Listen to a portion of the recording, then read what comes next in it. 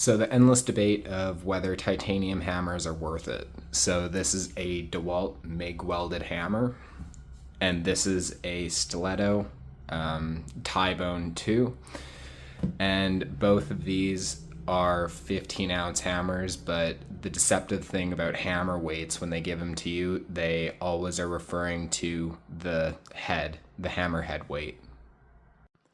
So I started off my career using a 22-ounce Estwing, and it worked for probably about 2 years, and then I really had some issues with my elbows.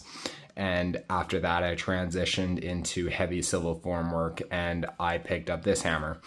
Now, this hammer is decent for the price. It's about $70 Canadian. It'll get you by.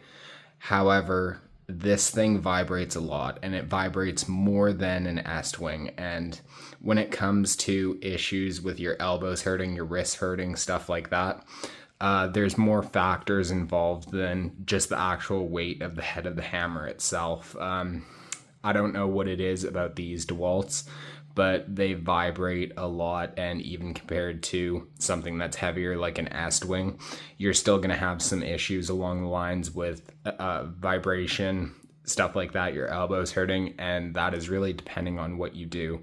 There are lots of trades out there, and some of them don't really rely very heavily on hammers, but when you're framing or doing heavy civil formwork or scaffolding, whatever, you're very, very involved in using a hammer day after day and hitting very, very hard things repetitively.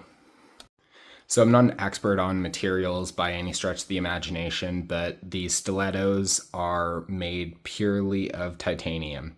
So this thing rings a lot less when you hit very hard objects. You have a lot less issues with vibration, and after using this, I never had any issues with my elbows or wrists at all. These things are phenomenal if you're going to be using a hammer a lot. So with titanium, the reason why these things are so expensive is titanium is very, very hard to work with. So whenever you mill it or forge it or anything like that, everything has to be done in a vacuum. Everything made of titanium, if it's truly made of titanium, is going to be at least 3 or 4 times more expensive than anything comparable made of steel, just because it's so much harder to work with compared to steel. So what does that actually summarize to? Since these are very comparable when it comes to weight, when it comes to size, really, what does that actually translate to? Because this is about $70 Canadian.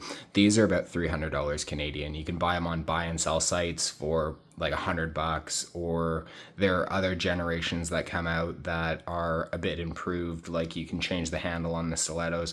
What does that actually translate to?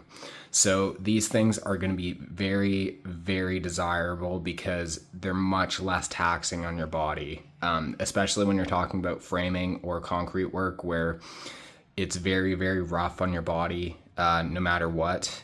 If you can get something that is a little bit easier on the elbows, you will thank yourself, especially in 5 to 10 years. So is this for everybody? Not really. These things are very, very expensive. Unless you're using your hammer every day and hitting very hard things, you're going to be just fine with this, or you're going to be just fine with an Estwing. However, these are for people that have to use a hammer very religiously and want to save some of the occupational diseases that you can get, like occupational vibration syndrome, or you can get tennis elbow just from your choice in hammers. So ergonomics and pricing aside, grading the performance of a hammer is kind of hard because everybody swings a hammer differently. A hammer will fit somebody differently. However, if you're going to compare like an 8-pound sledge or something like that to drive sidewalk pins, then that's totally a different equation. So when I brought up the heads being the way that they weigh hammers, there's a reason for that. Because this hammer feels about 3 ounces heavier than this hammer. I don't have a scale that will actually give me the exact denomination of weight because I have a powder scale and I have a bathroom scale. None of them will weigh something this light. However, there's a reason that I bring that up, is because the basic physics formula for kinetic energy is 1 over 2 mv squared. So this hammer being heavier slightly, just remember that. So 1 over 2 mv squared, what does that actually tell you? That means for kinetic energy, if you double the mass of something, it'll just double the kinetic energy. However, if you double the velocity of something, that'll quadruple the kinetic energy, meaning that velocity is more indicative of kinetic energy than mass is. So this being a little bit heavier, still, this thing will perform. This thing will drive nails harder and deeper in one shot. This thing will hit harder than this thing, even though this one is heavier.